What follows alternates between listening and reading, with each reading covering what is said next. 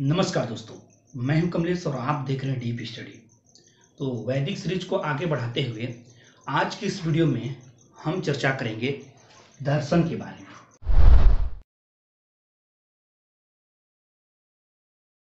पहला चैप्टर है प्राग ऐतिहासिक काल, जिसकी चर्चा हम कर चुके हैं। दूसरे चैप्टर है वैदिक साहित्य। ठीक है, वैदिक साहित्य के अंतर्गत हम कुल 10 वीडियो देने वाले हैं। ठीक है, पहला वीडियो जो है वो वेद से संबंधित है, वेदों की संख्या 4 है। दूसरा वीडियो ऋग्वेद से संबंधित है। तीसरा वीडियो सामवेद से संबंधित है, यजुर्वेद और अथर्ववेद से संबंधित है। उसके बाद चौथा वीडियो जो है वो ब्राह्मण ग्रंथ से संबंधित है। वीडियो 5 जो है वो आरण्यक और वेदांत से संबंधित है। उसके बाद अगला वीडियो है वेदांत और उपनिषद के बारे में। अगला वीडियो 7 में हम स्मृति और सूत्र साहित्य के बारे में डिस्कस कर चुके हैं। अगला वीडियो जो है वो पुराण से संबंधित है, पुराणों की संख्या 18 है। अगला वीडियो है वीडियो 9, जिसमें हम महाकाव्य जिसकी संख्या 2 है, रामायण और महाभारत जिसकी चर्चा हम कर चुके हैं। आज की इस वीडियो वैदिक साहित्य के लास्ट वीडियो 10 में हम वैदिक दर्शन देखेंगे। वैदिक दर्शन जिसे हिंदू दर्शन अर्थात षड दर्शन के नाम से भी जाना जाता है। तो चलिए वीडियो 10 को हम देखते हैं। पहले ये समझिए कि दर्शन होता क्या है। दर्शन का अर्थ होता है किसी भी चीज की सत्यता का जांच करना या उसे गहनता से देखना, दर्शन कहलाता है। ठीक है, देखिए भारतीय दर्शन जो है उसको 2 भागों में बांटा गया है। एक है आस्तिक और दूसरा है नास्तिक।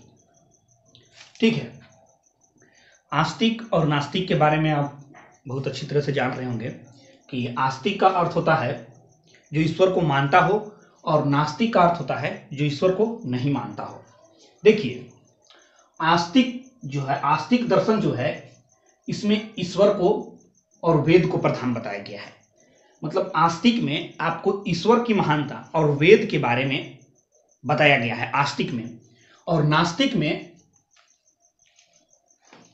में मानव को इसमें प्रथम बताया गया है। मतलब मानव के बारे में विचार विमर्श किया गया है, उसको दर्शन के रूप में इसमें देखा गया है।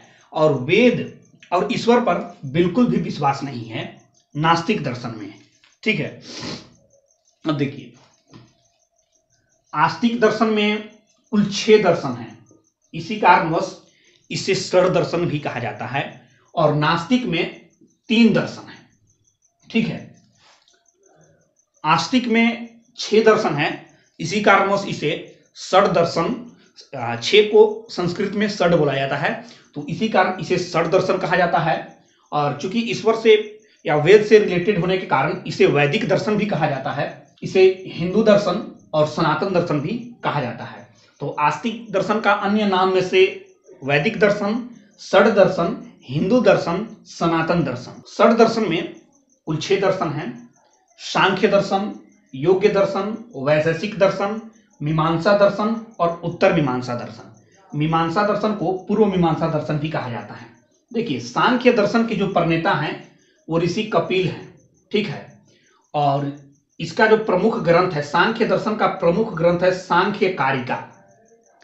उसके बाद वैदिक दर्शन में दूसरा ग्रंथ है योग दर्शन, इसके प्रणेता है पतंजलि। और योग दर्शन के जो प्रमुख ग्रंथ है उसका नाम है योग सूत्र। उसके बाद है न्याय दर्शन। न्याय दर्शन के प्रणेता हैं अक्षपाद गौतम, ऋषि गौतम।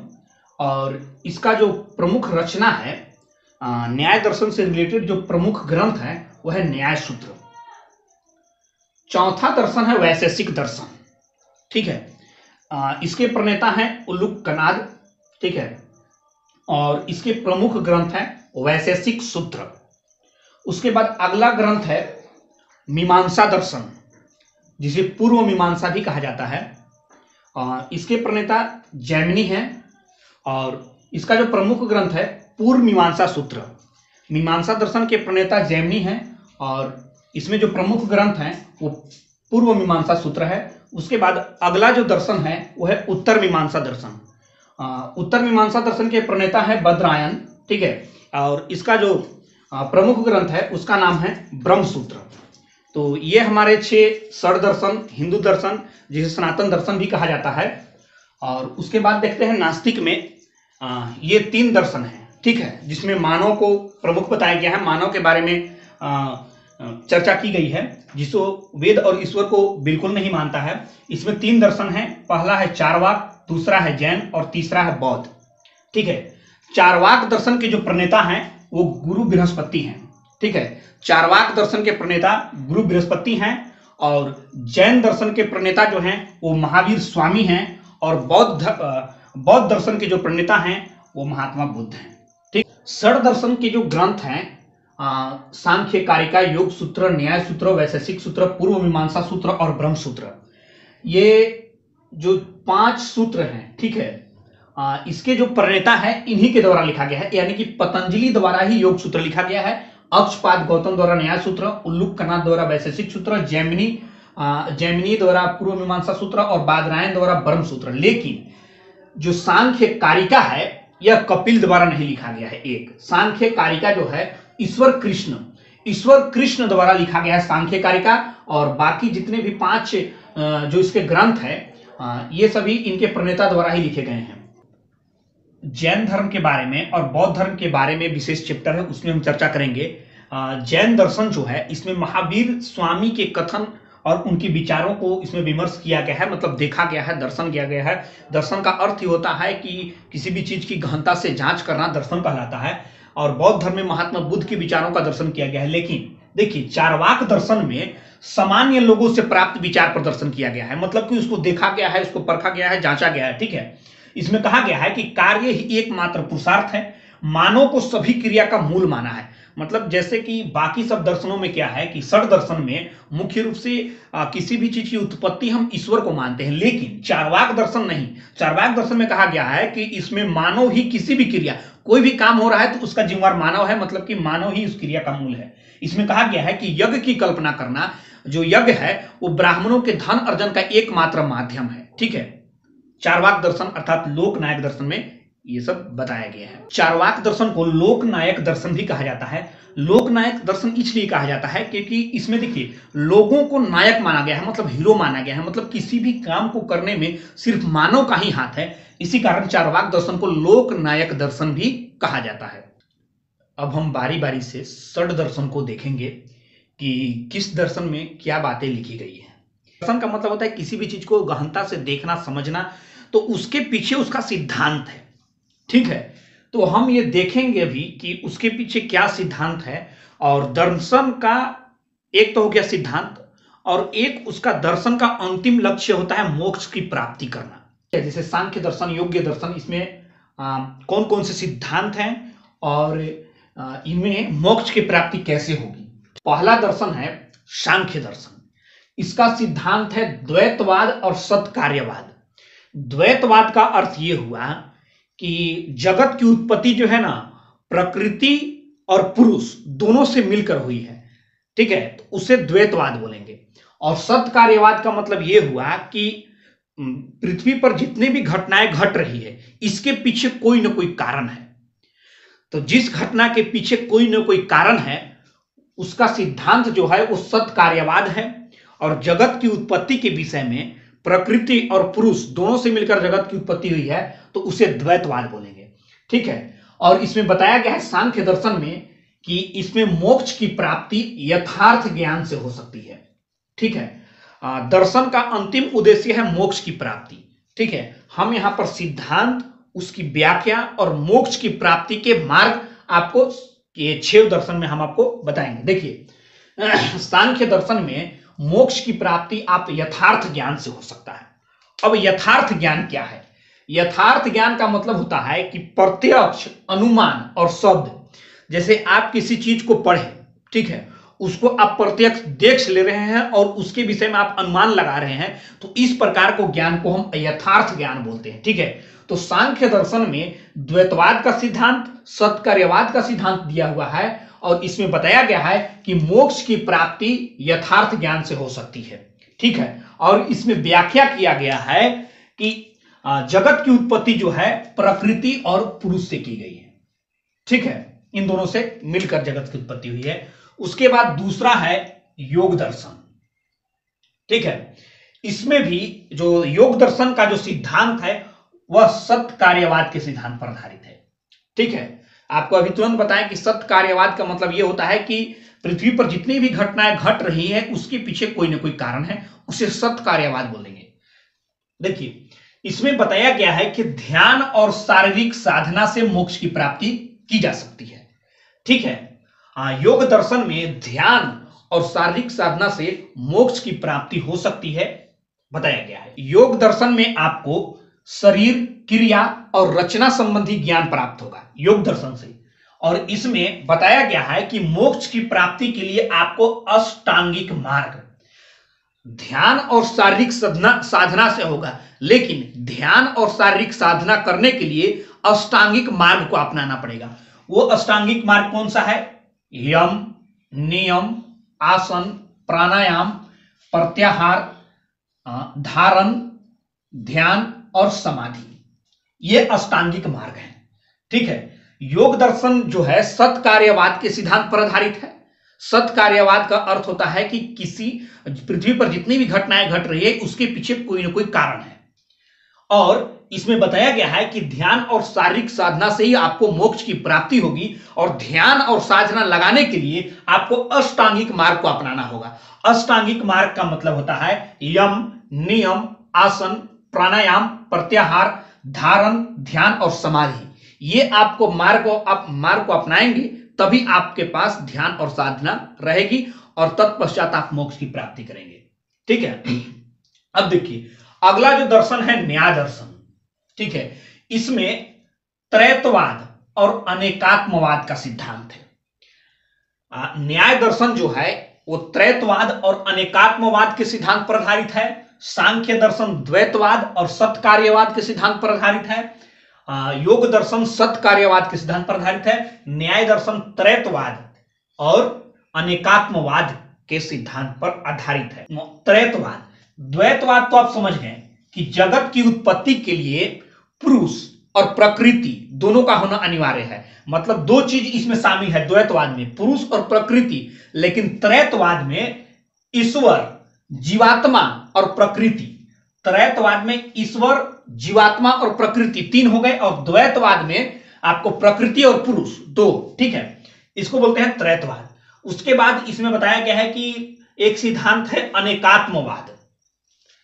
न्याय दर्शन जो है त्रैतवाद और अनेकात्मवाद के सिद्धांत पर आधारित है। इसमें बताया गया है कि आप मोक्ष की प्राप्ति ज्ञान की प्राप्ति से कर सकते हैं। मोक्ष की प्राप्ति आप ज्ञान की प्राप्ति के पश्चात ही कर सकते हैं। ठीक है, यह जो है तर्क शक्ति पर आधारित है। मतलब कि जो भी घटनाएं घट रही है उस पर तर्क वितर्क होना चाहिए, उसके बाद निष्कर्षण उसमें निकलेगा। ठीक है, तर्कवाद के सिद्धांत पर कौन सा आधारित है? न्याय सूत्र। ठीक है, तर्कवाद मतलब कि तर्क करने के लिए अनेकों ऑप्शन, माने आपके पास बहु ऑप्शन है, उसी को बोलेंगे अनेकात्मवाद। ठीक है, अब देखिए अगला जो दर्शन है वैशेषिक दर्शन। इसमें जो वैशेषिक दर्शन के जो प्रणेता हैं उल्लूकनाद, इन्होंने परमाणुवाद का सिद्धांत दिया। मतलब देखिए भारतीय इतिहास में भौतिक की उत्पत्ति जो है वो वैशेषिक दर्शन से होती है, और उल्लूकनाद, देखिए आपको प्रश्न भी है कि परमाणु के बारे में सर्वप्रथम कौन बताया, तो उल्लूकनाद। ठीक है, उल्लूकनाद बोलते हैं कि पूरी प्रकृति का, पूरे पृथ्वी का सबसे सूक्ष्मतम कण परमाणु है, और उसी से सारे वस्तुओं का निर्माण हुआ है, सारे जीव जंतु, मतलब उसी से पृथ्वी का निर्माण हुआ, जगत का निर्माण हुआ है परमाणु से ही। ठीक है, उल्लूकनाद बोलते हैं वैशेषिक दर्शन में। और इनमें बताते हैं कि आपको मोक्ष की प्राप्ति के लिए जब आत्मा कार्यों का संपादन रोक दे तब आपका मोक्ष की प्राप्ति हो जाएगा। मतलब जब आपकी आत्मा जब कोई भी काम करना बंद कर दे तो आप मोक्ष की प्राप्ति कर लेंगे। और भारत में भौतिक विज्ञान की उत्पत्ति इसी से हुई है, वैशेषिक दर्शन से, उल्लूकनाद द्वारा, और यह परमाणुवाद के सिद्धांत पर आधारित है। आगे है मीमांसा दर्शन। इसे पूर्व मीमांसा दर्शन भी बोलते हैं। मीमांसा दर्शन अर्थात पूर्व मीमांसा दर्शन। देखिए यह जो है कर्म सिद्धांत और अनेकात्मवाद के सिद्धांत पर आधारित है। कर्म सिद्धांत, इसमें बताया गया है कि आपको मोक्ष की प्राप्ति यज्ञ करने से ही होगी। मोक्ष की प्राप्ति, आपको बता दें कि दर्शन का अंतिम लक्ष्य मोक्ष की प्राप्ति है। ठीक है, दर्शन के पीछे सिद्धांत है जो कि आपको सारे षड दर्शन के अपने अपने सिद्धांत हैं, इसको मिलान करने भी प्रश्न में आता है, तो आपको इसे ध्यान रखना है। ठीक है, मोक्ष की प्राप्ति इसमें यज्ञ करने से होगी, और यह जो है कर्म सिद्धांत पर आधारित है, मीमांसा दर्शन, और इसमें कर्म को 3 भागों में बांटा गया है, कर्म कांड पर आधारित है। पहला है संचित कार्य, दूसरा है संचयमान कार्य, और तीसरा है प्रारब्ध कार्य। संचित कार्य का मतलब यह होता है कि जो काम आप कर चुके थे उसका फल आपको मिलेगा। ठीक है, और संचयमान कार्य का मतलब यह होता है कि जो काम आप अभी कर रहे हैं उसका फल मिलेगा। ठीक है, संचित कार्य में यह होगा कि सब पहले आप वो काम कर चुके हैं और आपको उसका फल मिलेगा, और संचयमान कार्य का मतलब यह होता है कि जो काम आप कर रहे हैं वर्तमान में उसका फल आगे आपको मिलेगा, और प्रारब्ध कार्य का मतलब यह होता है कि जो आप पहले कर चुके थे उसका फल मिलना प्रारंभ हो चुका है, प्रारब्ध कर। अब देखिए अगला जो दर्शन है वो है उत्तर मीमांसा दर्शन अर्थात वेदांत दर्शन। ठीक है, यह जो है ब्रह्म सिद्धांत पर आधारित है, यह पूरी तरह ब्रह्म सिद्धांत पर आधारित है, और आपको मोक्ष की प्राप्ति इसमें ब्रह्म ज्ञान से होगा। ठीक है, इसमें बताया गया है कि ब्रह्म ही सत्य है, बाकी सब माया है। ब्रह्म ही सत्य है, बाकी सब माया है। ब्रह्म सिद्धांत पर आधारित है उत्तर मीमांसा दर्शन अर्थात वेदांत दर्शन। ठीक है, इसमें प्रस्थान त्रयी, देखिए ब्रह्म ज्ञान के लिए इसमें 3 माध्यम बताए गए हैं ब्रह्म ज्ञान के लिए। ठीक है, इसमें देखिए प्रस्थान त्रयी पर आधारित है, मतलब कि आपको ब्रह्म ज्ञान की कैसे प्राप्ति होगी, इसमें 3 माध्यम बताए गए हैं। पहला जो माध्यम वो है स्मृति प्रस्थान, दूसरा है न्याय प्रस्थान, और तीसरा है श्रुति प्रस्थान। ठीक है, स्मृति प्रस्थान में भगवत गीता को रखा गया है, मतलब भगवत गीता से आपको जो ज्ञान प्राप्त होगा उसे स्मृति प्रस्थान बोलेंगे, और ब्रह्म सूत्र, ठीक है, ब्रह्म सूत्र से जो आपको प्राप्त होगा उसे न्याय प्रस्थान बोलेंगे, और उपनिषद से जो आपको ज्ञान प्राप्त होगा उसे श्रुति प्रस्थान बोलेंगे। भगवत गीता के बारे में आप जान रहे हैं कि महाभारत के भीष्म पर्व का अंग है, जो महाभारत के युद्ध में श्री कृष्ण द्वारा अर्जुन को जो उपदेश दिए गए थे वही भगवत गीता है। तो स्मृति प्रस्थान में भगवत गीता, न्याय प्रस्थान में ब्रह्म सूत्र, और श्रुति प्रस्थान में उपनिषद। इसके बारे में हम प्रीवियस वीडियो में बता चुके हैं उपनिषद क्या है। यदि आप नहीं देखे हैं तो सबसे पहले उसको देख लीजिए, एक बार फटाफट से देख लीजिए षड दर्शन को। सांख्य दर्शन जो है वह अद्वैतवाद के सिद्धांत पर आधारित है, सत्य कार्यवाद के सिद्धांत पर आधारित है। योग दर्शन सत्य कार्यवाद के सिद्धांत पर आधारित है, और इसमें अष्टांगिक मार्ग अपनाकर आप ध्यान और शारीरिक साधना से मोक्ष की प्राप्ति कर सकते हैं। न्याय दर्शन जो है वो त्रैतवाद और अनेकात्ववाद के सिद्धांत पर आधारित है, इसमें ज्ञान की प्राप्ति से आप मोक्ष की प्राप्ति कर सकते हैं। वैशेषिक दर्शन जो है वो परमाणुवाद के सिद्धांत पर आधारित है, और जब आत्मा कार्यों का संपादन रोक दे तब आप मोक्ष की प्राप्ति करेंगे। और इसमें बताया गया है परमाणु जो है वो प्रकृति का सबसे सूक्ष्मतम कण है, और भारत में भौतिकी की उत्पत्ति वैशेषिक दर्शन परमाणुवाद से हुई है। ठीक है, मीमांसा दर्शन, उत्तर मीमांसा में 3 प्रकार के कार्य के बारे में चर्चा है, और उत्तर मीमांसा वेदांत में 3 प्रस्थान त्रयी दिए गए हैं। तो ये रहा आज का वीडियो षड दर्शन। नेक्स्ट वीडियो में हम सिंधु घाटी सभ्यता लेकर प्रस्तुत होंगे। आप वीडियो को इसी प्रकार लगातार देखते रहिए और इससे संबंधित प्रश्न बनाते रहिए। किसी भी अभी तक मैंने जितने भी वीडियो सीरीज लाए हैं उससे संबंधित आप प्रश्न बनाइए, बिल्कुल बनेंगे। आप वीडियो को इसी तरह लगे रहिए। हम बारी बारी से बिल्कुल ही सटीक तरीके से बेहद ही अच्छे जानकारी के साथ हम वीडियो लेकर प्रस्तुत हो रहे हैं। इसका पीडीएफ, इस वीडियो का पीडीएफ आपको डिस्क्रिप्शन में दिया हुआ है, वहां से आपको डाउनलोड कर लें, एक बार उसको पढ़ लें और इसी प्रकार आप रिवीजन करते रहें। वीडियो को देखने के लिए बहुत बहुत धन्यवाद। जय हिंद।